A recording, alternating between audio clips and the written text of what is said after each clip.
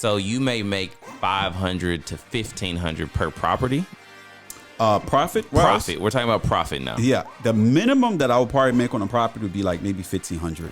Minimum? Yeah. Dang. What's good, world? Welcome back to the Tuned In with Tony podcast show. And I've got my guy, Eugene Fanfan. And yes, that is his last name, Fanfan. And he is an Airbnb expert. We've never had anyone on the show talk about Airbnb.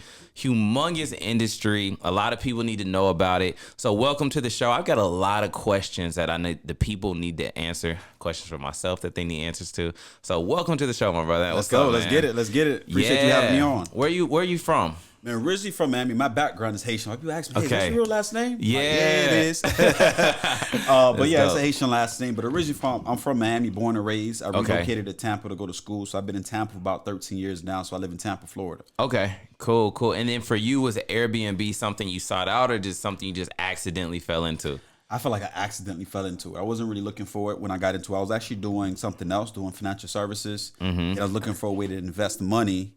And I said, man, what can I put my money into where I can get a quick return? Gotcha. Right? And not have to do a long-term play with like real estate just yet. Right. And it was Airbnb. So would you say Airbnb is good for people who want to get into real estate, but they're not really like ready to put the money into real estate? Like, is it a faster return? Yeah, it's a faster return. So I would say for people that don't have a lot of capital, that don't want to wait a long time to make their money back, yeah, Airbnb is definitely a perfect industry to get into. Okay. And then you still get that experience as if you was in real estate without having to own no property if you go that route. Got you. And then for people who are just thinking about this too, like what type of time commitment has Airbnb been for you? And the reason why I ask is I'm thinking for people who have maybe a spouse that doesn't work, or they're just looking at like, man, I want to be an entrepreneur, but I need something that kind of, isn't crazy strenuous. Like, does this fit in that criteria? Yeah, definitely. When we first started off, you got to put a lot of work in to kind of understand it, look for properties and things like that. But when it comes to just managing a unit and everything like that, like, it's not a lot of time involved. And I look at it like this: everyone got a phone, right? You can literally manage your business from your phone. Yeah. Manage it from the phone with setting up system, because you have an Airbnb app and everybody got either an iPhone or an Android. And guess what? They have the app Airbnb. Right. So now you could get a unit, list of property, you can get bookings and get paid. Got you. What did you go to? Did you go to 4-year university? 4-year university. Where'd you go? USF in Tampa. Okay, and what'd you major in? The funny thing is I majored in criminal justice and social work. So it has nothing to do with business. Nothing to do with Airbnb. Got you. Yeah. So then when you first came out, just to hear some of your background story, like what was like you right out of school? What were you doing? Out of school, when I started graduating, I did social work. So I did social work for like a year. So I went to the traditional route, because most people think about it like we hear growing up instilled in us: go to school, go to college, and do what? Just get a job. Just get a job. And nowadays it stands for just over broke. Yeah. And literally, I fell in that category. I was broke. Yeah. You know what I'm saying?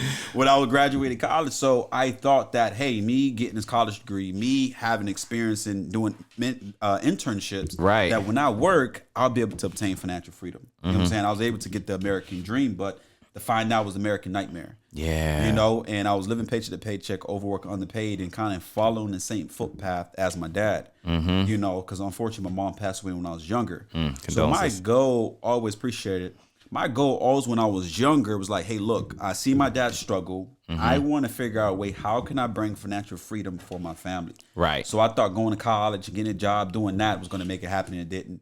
And then that's what led me to get into entrepreneurship. I did that job for like a year. Yeah. And I said, nah, that's it. I quit. I said, I'm going to take a chance on me. And we invested into myself. We started my first business, which was a car dealership. You had a car dealership? Yeah. That's crazy. That doesn't even seem like someone's first business. You know what I'm saying? But I'm a type of person, like, I'm a risk taker, right? Yeah. Number one.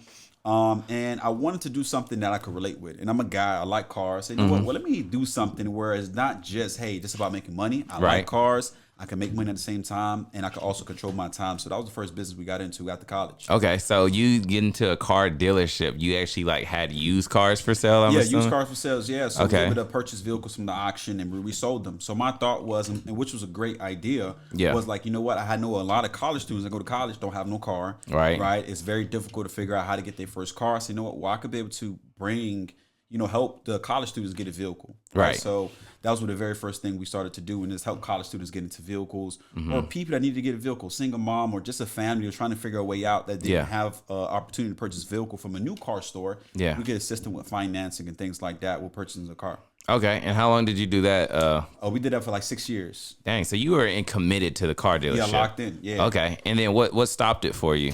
As I mature in business, I wanted to have time freedom. Like the car business, because it's a brick and mortar, it involves a lot of time, like overseeing, managing, going to the auctions. I got to a point, I got married. Yeah. I got to a point that I want to have time freedom. Like I said, like when I go back, I think about all the times I really didn't see my dad, right? Yeah. Not because he didn't want to be in my life, but he was doing what everybody does, work. Right. He was working 7 days a week. He had 2 jobs. Nowadays, 2 jobs for 2 people.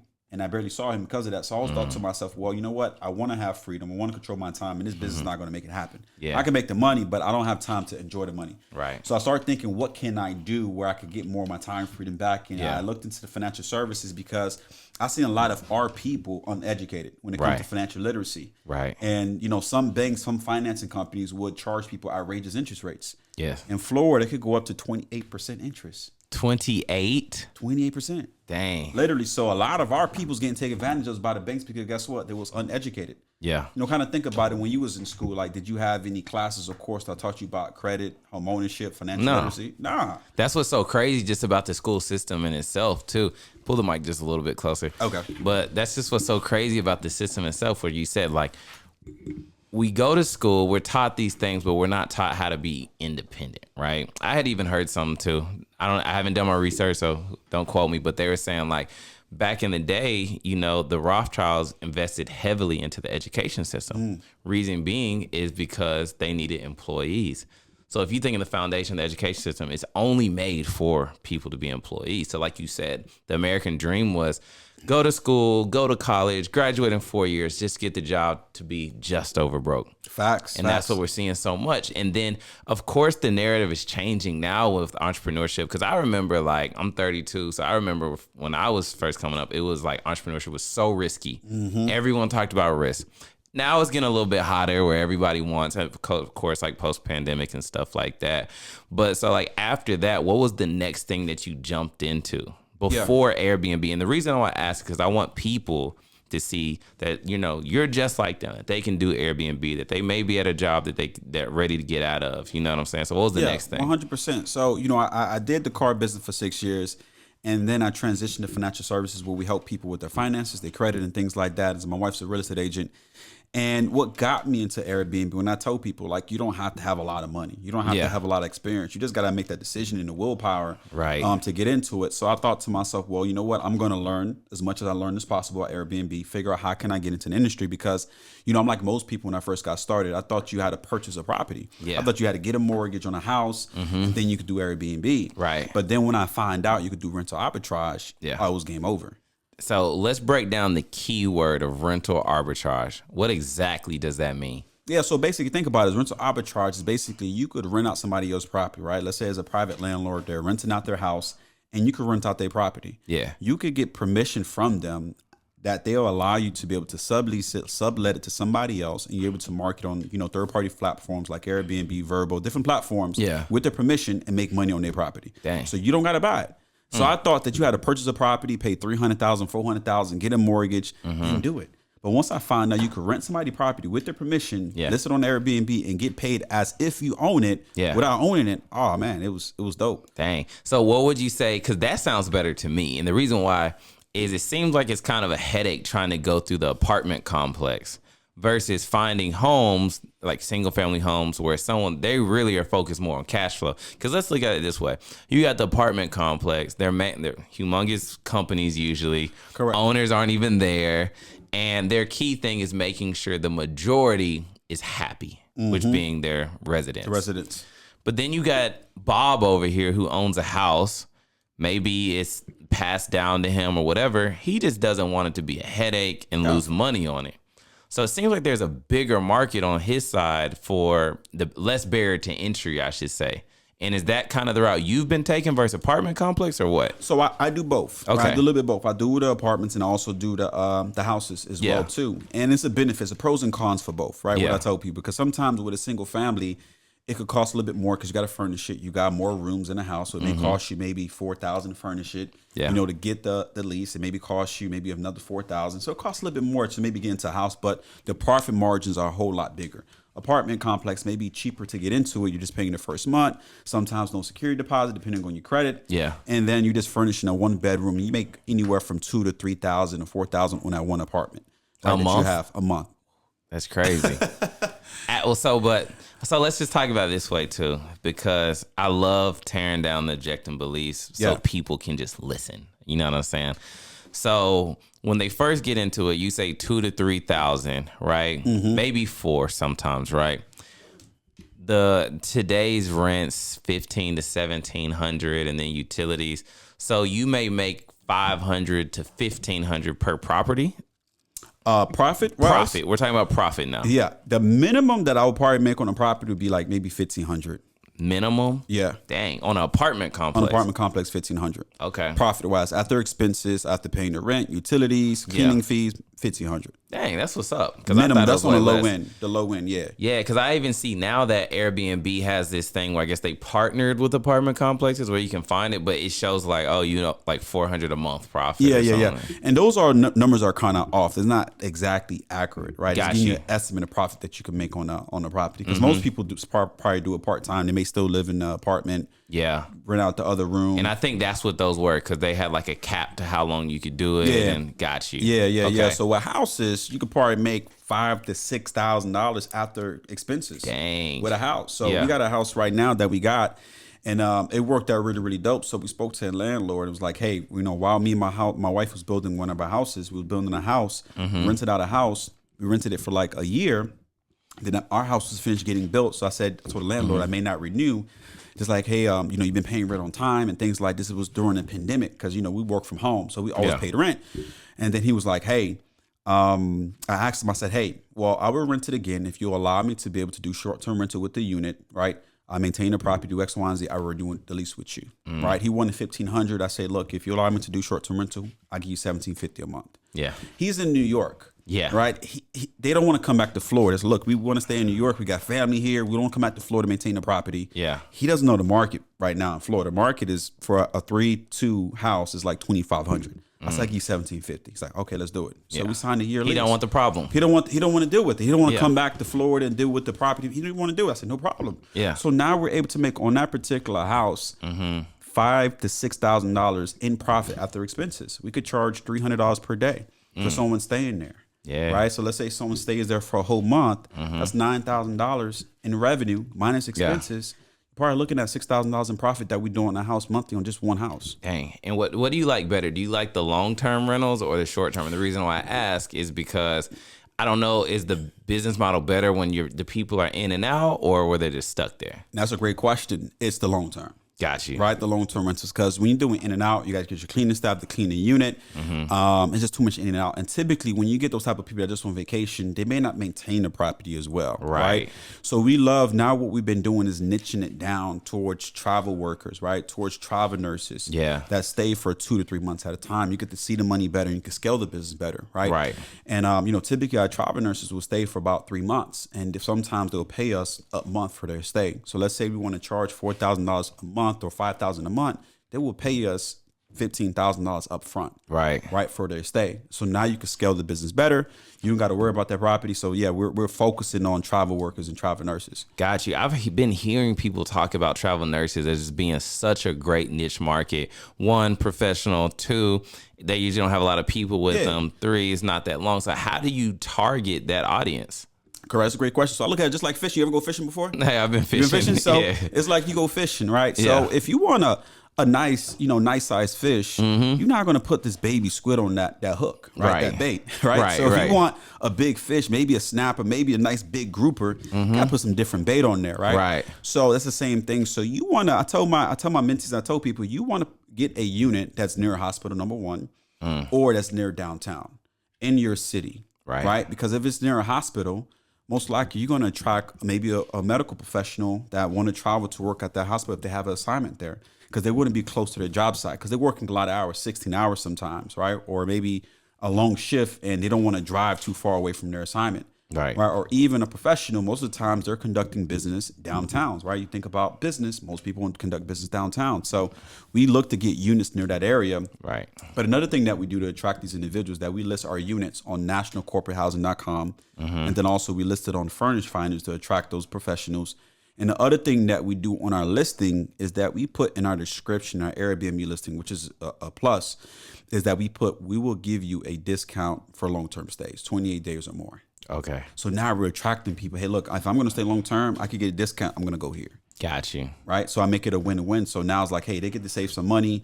I get to see most of my profit up front, and everybody wins. Got you.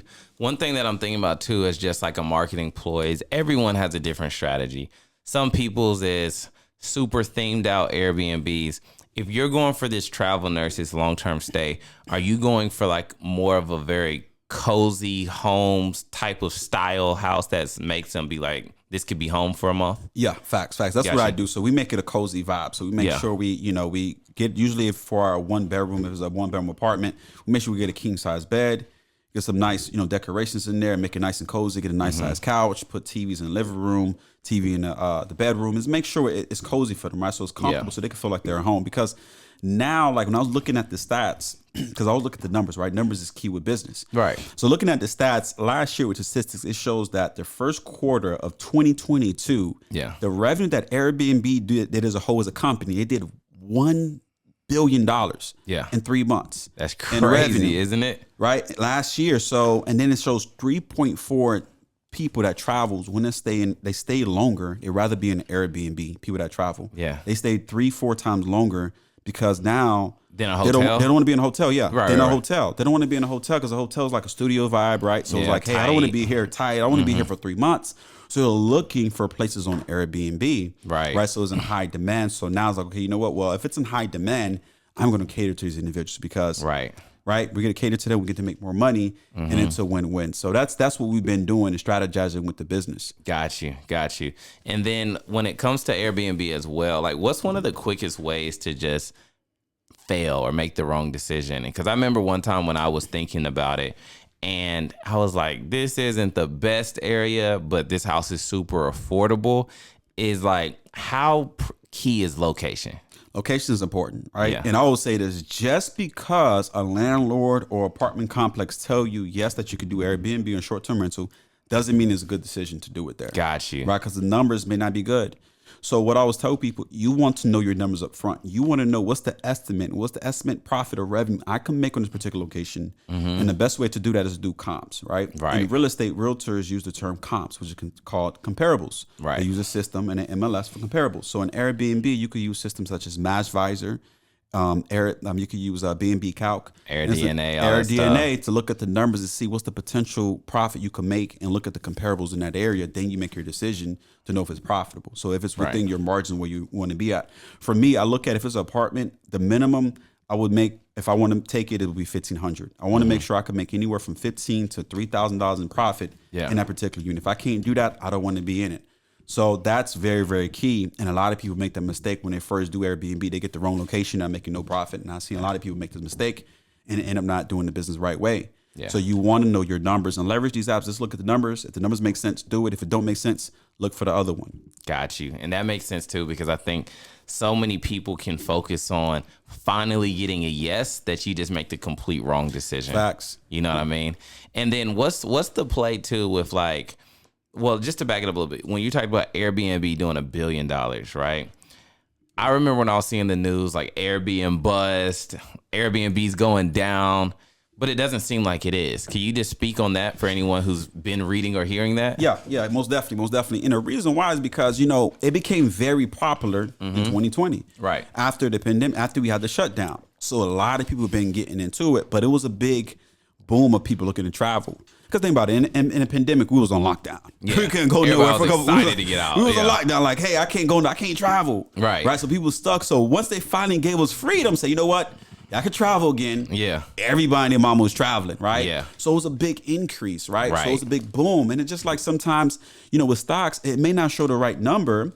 because it's just on a run. So once it began to mellow out, people are like, whoa, it's not the same how it was after the pandemic. That was every industry. It's getting back to where it was before. Right. But it's still peaking and growing. And that's what a lot of new hosts, what they've been experiencing, like, oh man, it's Airbnb bust. No, it's not going to pan out. No, you just don't understand the business. Right. It was just a big peak because it was a big boom when everyone was able to travel again. But it mellowed out to exactly where it needed to be. And it did take an increase again. But it's definitely profitable and definitely doing good. Got you.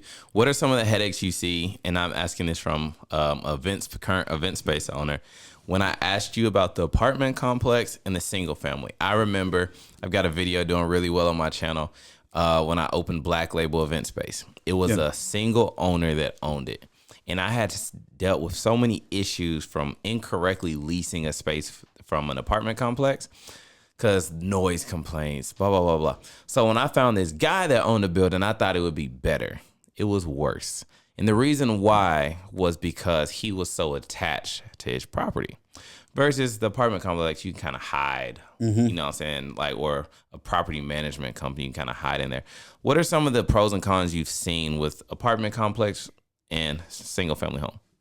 Yeah, so what I see sometimes with the apartment complex, because, obviously you may have neighbors, right? Tenants that's there. And if it's, noise with your guests that there, it may cause an issue. Sometimes that may happen. So I say that's kind of the issue with the apartment complex. And sometimes just with maybe the parking situation may be difficult for the guests sometimes. Yeah. But typically, those would be those issues. You may get maybe a complaint, a noise complaint, and the leasing office may reach out to you. Hey, this noise complaint is going on. Can you figure, whatever the case may be. Right. But when it comes to the houses, typically the landlord's not that attached. They're not like, hey, what's going on? And sometimes the landlords that we have, they're not in the same city. They're not in the same town. That's the best part. So what they're all concerned about, and I put myself in their shoes, is because you want to understand, how to approach them. Put yourself in their shoes, right? Because sometimes it's their property. But the biggest thing they're concerned about is, am I going to get my rent on time? Yeah. And is my property going to be maintained? Right. So when I answer those questions for those landlords, they're like confident. Okay, you know what? I'm going to get my rent, and I'm going to make sure my property is maintained. Because what happens is, and the reason why apartment complex, some of them allow short-term rental, is because the occupancy rate, right? Because if it's not fully rented out, they're losing money that it could be making. So we come in and we help them because we're filling up the occupancy rate for the units they don't have filled up. Yeah. So it's a win for them. Right. And even with the landlord, because now, again, the market could change, but for us, we're doing business. So we're going to continue to pay them because we're making money. So now it's a benefit for them. So, with the landlords, they're not really that attached. I don't never really hear from them. Only thing they is want to worry about their rent. My property's maintained. Okay, cool. They're good. So sometimes you may get some issues with apartment complex, just with the parking for us that we notice. And then also just sometimes with the noise complaints. But typically, we let the place know that we're doing it because we're doing it. We're getting under our corporate name. We let them know, hey, we're doing Airbnb here, and we have their permission to do it. So it's not really no issue there. But it just, sometimes they have guests and, be a noise complaint. And then one thing that I kind of like for us, we never had any issues, is no one tried to do house parties. We had some issues, some people smoking a unit, and we find them now. Like, hey, look, you get caught smoking, we charging you. Hey, we charge you $500. Yeah, you can smell that as soon as you walk in. You walk in. Yeah, some people, smoke. And I tell people, hey, look, for me, like, hey, I don't care if you smoke, just not in the unit. Like, just outside somewhere. Some of them still don't respect smoking in the unit. They're going to be like, I'm going to spray some air freshener. You're not going to smell it. Yeah. Come on. We still going to smell it. So do you usually see more, and you say you don't have this often, is the more prone to have a house party in the single family home than the apartment complex? I would say single family home. Got you. Single family home. And in a way, you want to set it in the rules, right? And, for the single family homes, we set minimum stays. Yeah. Right? It's minimum stays for 7 days or more. We're not doing 3-day stays in the home because someone could try to do a party. So no minimum stays. Weekends? No. Okay. It's a minimum 7 days to 30 days. Sometimes we even do 28 days. That's crazy. No, but again, we don't want sense though. Yeah, I'm just thinking like there's been a time when I've traveled and then we stayed. It was like Valentine's, and then we just were like, oh, let's get a crib. You see what I'm saying? But it was only for the weekend though. You see what I'm saying? But it makes sense on the business side. The business side, yeah. Wow. So we do. That's a very easy way to not have parties. Yeah, minimum 7 days. No one's gonna be like, okay, I'm gonna do a party. I'm gonna rent it for 7 days and pay $2,000 for a week and do a part. Nah, they're not going to do that, right? They're going to look for a place they could do one stay or a weekend stay. So we don't do that. But, I have some issues. So I tell people, don't always, just expect a problem to happen. Don't go in thinking that everything's going to be perfect, because you're going to set yourself up for failure. Yeah. One thing I'll tell, one story, which is crazy, like 4th of July weekend, like the guests, reached out to us and said, hey, look, I'm sorry to tell you, it was at the house. Hey, my kids broke a window. They was throwing a football around and, broke a window. I was like, oh, come on. So literally broke a window. Yeah. And this is on a house, right? The house was built in 2016. So the one window cost like $2,000 just to replace. Sheesh. But they had insurance, insurance kicked in and cover it. But when our handyman team went to go look at it, it had a bag on the window. When we took the bag out, it was like firecracker residue. Right. So I guess they were doing fireworks and aimed it at the house. Yeah. And it hit through the window. I was like, what? So I was telling people, just always expect something may happen. What's funny is that she should just told the truth. Yeah, she just told the truth. Like we found out, and I was like, hey, I told her, I was like, hey, your kids did fireworks, which is dangerous, I say they did fireworks, but she had insurance, and insurance covered the cost. So I tell people, hey, stuff may happen.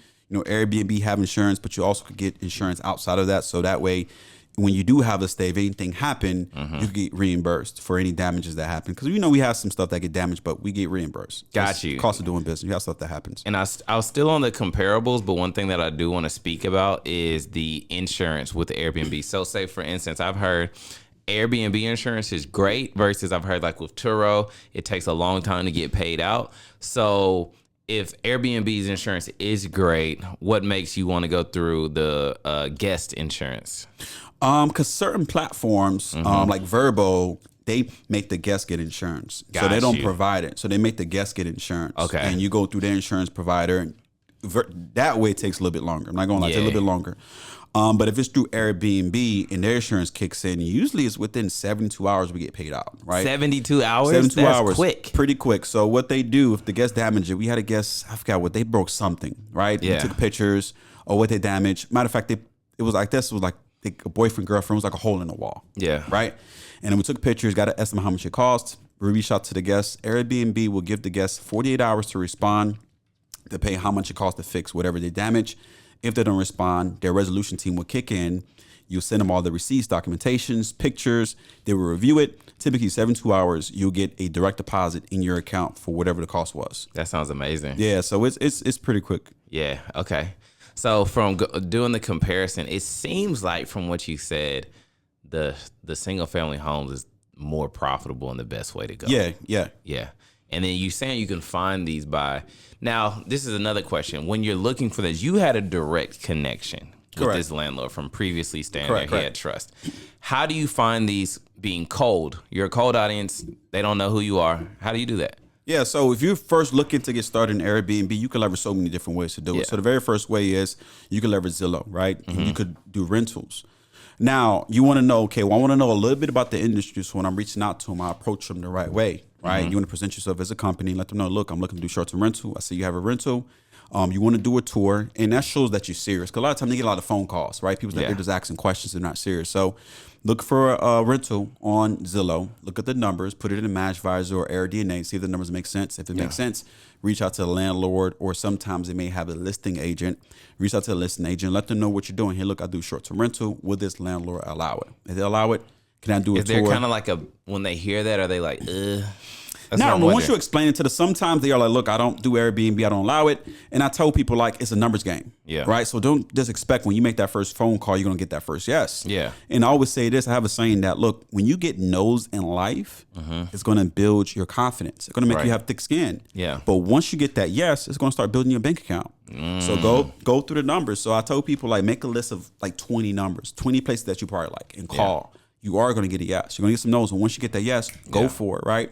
So I tell people, again, depending on your budget, if your budget's not that high, you may go for apartment. But we have different methods where you could leverage the bank's money. Yeah. Right? So you can leverage OPM. So if you want to use all of your capital or your money you have, you can leverage business credit. You can leverage your personal credit to borrow the money to pay the cost for the first month. Because you have some expenses, the first month rent, security deposit, furnishing the unit, right? Decorating the unit.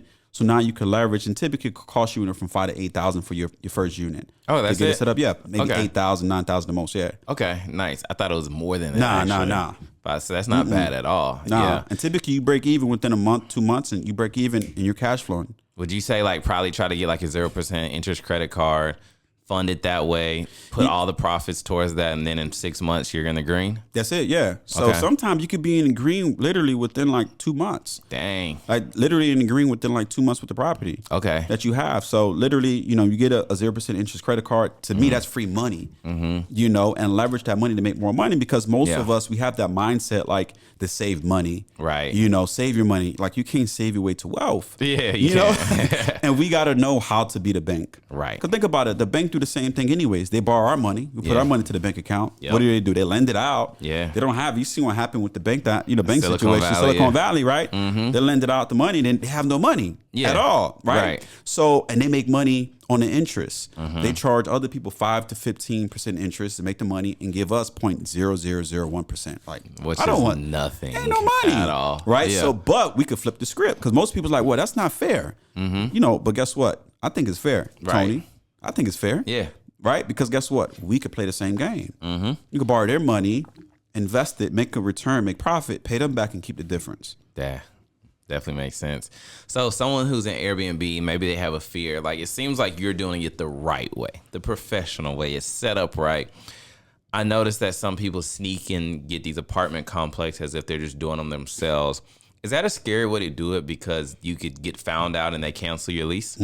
You could get kicked out. I have some people that did it the wrong way. Didn't learn how to do it, right? And they got kicked out, you know, because they were just trying to cut corners. And in life, you don't want to cut corners. You want to figure out, how can I do this the right way? You want to learn. You want to get some knowledge. You want to get some background to figure out, how can I do this the right way?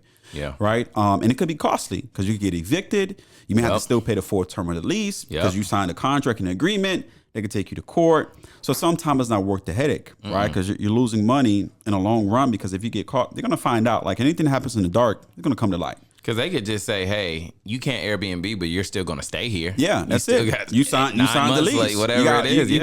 You signed the lease, right? So, you know, I tell people, and, you know, no, just make sure that, you know, you get the permission that, hey, you are able to do Airbnb short-term rental, and that they'll allow it, and you don't have to run into those issues. You know what I'm saying? So it's just, you know, I made a lot of mistakes in the beginning, you know, not putting right descriptions in my listings, and I'm not taking professional photos. So it's just a lot of things that you want to learn. I was going to ask you about that. So like, you shouldn't just take iPhone pictures on 0.5. You shouldn't just take your phone and be like, let me take a picture on my phone and list it. Like, it's a big negative. There's an art to people who take real estate photos. Yeah. I mean, reach out to a real estate professional. It's just like, hey, if I want to go to a professional, like, I know you do great funnels. If I want to go to someone that do funnels, hey, look, I'm going to look for the expert professionals. Let me talk to you. Go ahead and do my funnel for me. Go ahead and make my website for me. You know? And that's the thing where I tell people, find that expert and pay them. So that way you can get the result that you want. So when it comes to listing your pictures on your Airbnb listing, get a real estate photographer, pay them, right? You could leverage websites like Craigslist to locate them, Instagram to locate photographers, look at their portfolio, see what they've done before, hire them to take your pictures. And now you got good pictures, because when it comes to the algorithm, but when it comes to people looking to book your unit, they're gonna look at the pictures. Right. And the pictures tell everything. They say this, pictures say 1,000 words. Right. So your picture's dark, it could be a nice unit, decorated nicely, but if it's not presented well, you're gonna leave money on the table. Yeah, that makes sense. And it makes sense to do it the right way too, because I just remember with my event space, this was a big mistake that I made, and it could have been way worse than it was, but I just thought that when you sign a commercial lease, if people are in the building, you get a retail lease. Not knowing that retail is for store, right? So I signed the lease as a retail, kind of told them what I was going to do, and then had my first event. It was like they told me it was going to be a college group, you know, bonding for their first small group too, right? Oh my gosh, bro, I went out of town. It was 200 college kids outside of this place. Neighbors were yelling, police was there, I'm out of town. So then the property people fly from New York that own it, and we have to have a meeting, and they almost shut me down and everything, but somehow they kind of let me do it, you know what I'm saying? But I'm just thinking about the people that are sneaking to do the Airbnb in the wrong way. So it's like, you may sneak, get approved faster, but it's not worth the headache of being stuck in a lease after you spent this money. And now you can't rent it out no more. You know what I mean? Facts. So it's always best to go in with the right way, doing the right way the first time. Got you. And then how do you have to set yourself up to do corporate leasing? Is it any different than starting an LLC? Yeah, so it's doing an LLC, Yeah. but you want to do different things as well too. So you want to get your LLC, you want to get your EIN number, get a commercial address, leverage getting a virtual address, make sure it's like a suite. It's not just a PO box when you're doing that, and then also get a DUNS number. Right. So if you need assistance getting it set up, get like LegalZoom, Inc. file to get this set up, but you also need a DUNS number. Another thing I tell a lot of people to do is get a website, get a generic website, right? Don't use a Gmail email. Go to GoDaddy, get a domain, make a default website. Yeah. Right, about your company, about your brand and what you're doing. So when they look you up. you look like you're a legitimate company, and then you want to also, what you want to do is get some vendors as well too, because if you want to go the apartment route, some of them, they're going to look at your business credit profile. And what they look at is typically looking at your DUNS profile. They're looking at to see if you have a PEDX score. Yeah. So you could generate a PEDX score easily within like 60 days, 30 days, PEDX score. So begin to build that profile up, because there's some things that they look at. And one great way, which I love about corporate leases and business, is that sometimes they're not looking at your personal credit. Yeah. Look at your business. So if you have less than perfect credit, like, well, I want to get into the game. I got some money, but my credit's an issue. They don't look at your personal credit. They're going to look at your business profile to get into the unit. Yeah, that makes sense. So also with Airbnb as well, what's the difference between the VRBO? Is there or do you just got to use all the platforms together? You want to use all the platforms together. For me, this is 3 ways that I do. I like to keep it very simple. I use Airbnb, I use Verbo, and I also have a direct booking website where people could book directly through me. So people actually directly book? Yeah, directly book through me.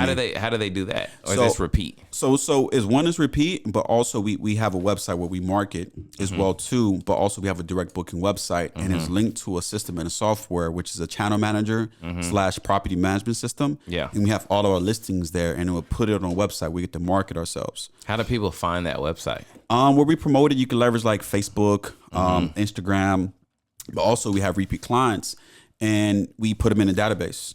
Right. So now we can reach out to them and let them know, hey, this is our website. And now if you want to book again, you could book directly through us. And what that does is it saves the guests, because Airbnb and Verbo will charge the guests extra fees, and they'll charge us extra fees. Yeah. So what we do is, hey, you book directly with us, you get to save money, and I get to make more money because I get to see more of my profit, because Airbnb or Verbo is not cutting into my profit. Right. So it's a win-win for everybody. Yeah. So I love to do direct booking. So that's one thing we begin doing more, is like direct booking. They book direct through us. It saves them money, save us money. I mean, we get to make more money. Yeah. It's a win. Got you.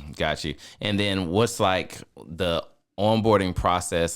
So I guess what I want to go to is time commitment, right? So you've got all these guests that are coming into these different units, right? How do you manage the communications, making sure they're getting checked in good? What's that process like? Man, great question. So we set up a lot of automation. So with Airbnb and Verbo, right, I want to break those 2 things down. They have a lot of things that's set up correctly that helps you with managing the unit. So Airbnb, they have messaging or message to guests. You can set up automation where you could put the Wi-Fi information into your listing. So when your guest checks in, they already have the Wi-Fi information.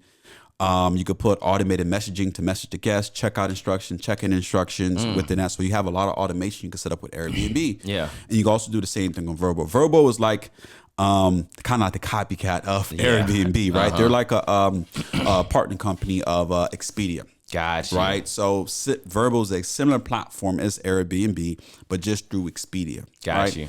And then you have Booking.com, same exact thing. Yeah. Similar, just like Airbnb, but what I'll say is they do market to a whole lot more people, right? Because you heard of Expedia how long? Like when I was in high school, I heard about Expedia. They've been around for a minute. For spring break. Yeah. So they do a lot more marketing. So you will get a lot of more eyes on your listing if you put it on Verbo, Airbnb, and Booking.com. So you want to use all 3 to get a lot of marketing and get a lot of eyes on your unit, because that's what any business you have.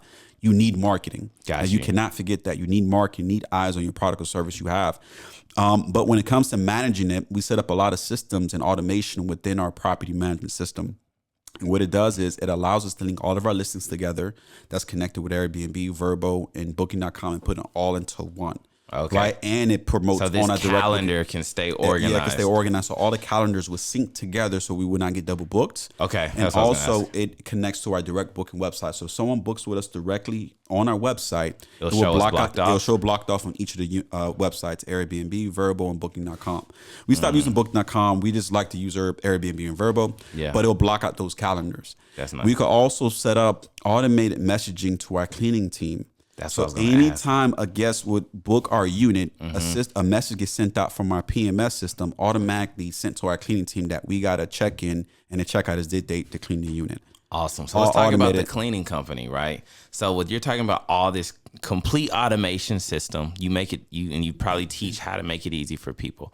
Do you use your own cleaning company, or is this a company that's specifically for Airbnb automations? Because I see them on Google. Yeah. So I use a Pacific Airbnb company. So you could use a site. I'm gonna give you guys called Turno. It used to be Turnover BNB, but now it's called Turno, where you could put a bid for cleaning on your units. You could sync it to your calendar, and it'll put bids on your units anytime a guest checks in. We use that.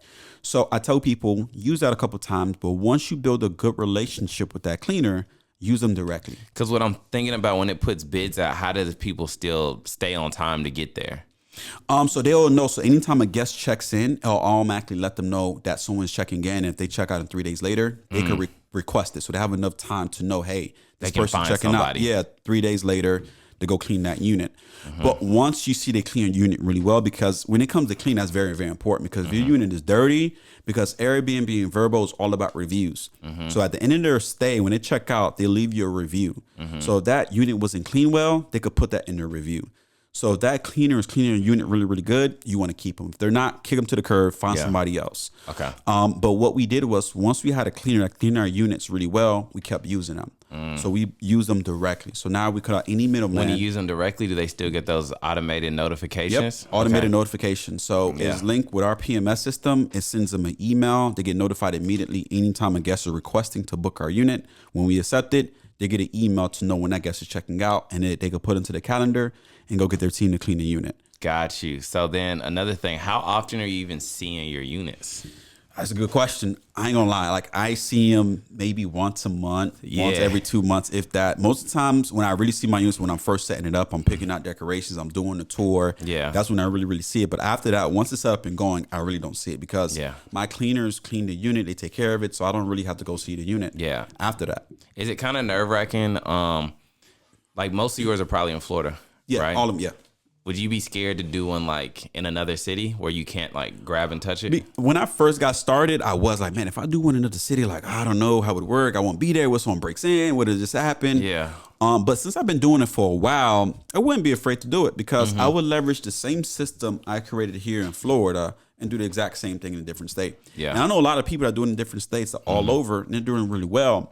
But the reason why I won't do it is because Florida is just a great market. Like, you don't have to, you don't have to go, like, it's just a good market overall for far as Florida. Makes sense. But now, since I'm experienced, I'm educated about the industry, like, I wouldn't be afraid to go to a different state. I was thinking about it. I would probably go to Texas, Georgia, places as like big cities and big cities and states. Makes sense. And like you said, with education and what you've taught about corporate leasing and not doing it right and all of this and doing it the right way so you can have longevity in this, right? Yeah. How long have you been doing this? Been 3 years. 3 years, right? Without many headaches, right? Yeah. So if somebody's like, I need to learn how to do this, maybe my spouse needs a job, how do they tap in to learn more? Okay, so if you want to tap in, you can follow me on Instagram at Mr. Eugene06.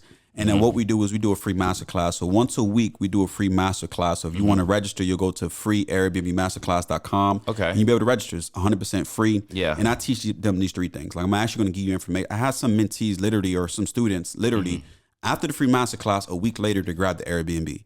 Like, they'll send me a message in the DM, like, hey, I got my Airbnb. I'm like, what? So the results can be quick. I'm like, they paid attention and took notes and literally implemented it. So, I teach them 3 things. Number 1, I'm going to teach you how to search and find your first Airbnb property. Right. Leveraging Zillow, apartments.com, leveraging a real estate agent to find your property for you. The second thing we teach them is we're going to teach them how to fund it. So if they have no money, we're going to teach you how to fund it with no money out of pocket. We're going to leverage, business credit, personal credit, how to fund it. The other thing I teach people is, hey, if you don't have no funds or no credit, you could co-host for a little bit, right? It's a website called Co-host Marketplace. That's cool. Where you could co-host other people's properties and get paid on their property, a percentage. What's usually the percentage that you could probably earn as a 10 to 20% on their properties. Okay. And then just like get your feet wet, learn the game until you're ready to jump into it. Yeah, until you're ready to jump in. You make some money, you stack your money up, you learn the game. Now you could go full time starting with your own Airbnb. Dang. So we teach them that as well. And what would you say the realistic time commitment once you're let's not even say the beginning. Yeah. Once you've decorated it, you list it, you automate it from the stuff that you're going to teach, you get your cleaners. What's the hourly time commitment per week? Per week? I would say hourly to be realistic. Maybe I would say anywhere from like 10, like 10, 20 hours. Max. Right? Maybe 20, 25 hours max. And that's kind of sometimes probably even like passively just reading messages. Yeah, reading messages and things like that. Yeah, I would say 10, and that's 20. Most of the work, just reading messages. Reading messages, responding to messages. If you have all the automation set up with the PMS, the channel manager, you got your cleaning team, you have your handyman team. Like, you really don't have to go. You're talking 10 to 20 hours from home, not home, there working and sweeping and all that stuff from your phone. Yeah, see, that's what I like about Airbnb: full-time paid, part-time commitment. That's it. You know what I mean? So so they can follow you where again? At Mr. Eugene 06 on Instagram. You can follow me on Facebook, Eugene Fanfan. Okay. On Facebook. That is his last name, y'all. Yeah, it's my real last name. And then the website for the free training? Free AirbnbMasterclass.com. Go to the free training. Okay. You'll learn those things and learn how to get into the game. Cool. And one last gem for the people that are on the edge that just thinking about doing this but kind of scared. Yeah, well, one thing I'll let people know is don't let fear stop you, right? Because a lot of times, you're not doing anything, you're not taking a chance on yourself. Like, that's the biggest risk that you're taking. Right. So take action now. Like, go out there and do it now, right? A lot of time we procrastinate, we push things off to next year, to next month, and we never do it, right? You want to go out and take action, just do it anyways, right? Because if you want to get the rewards in life, you got to take a chance on yourself. You got to take a risk. But doing nothing, that's the biggest risk in life. Man, hey, you heard the man. That's my guy, Eugene Fanfan. Anybody looking to get an Airbnb or make your Airbnb business better, make sure you tap in with him, Miss Eugene 06 on Instagram. Y'all know the website. Check the description. We'll see you on the next episode. All right, peace.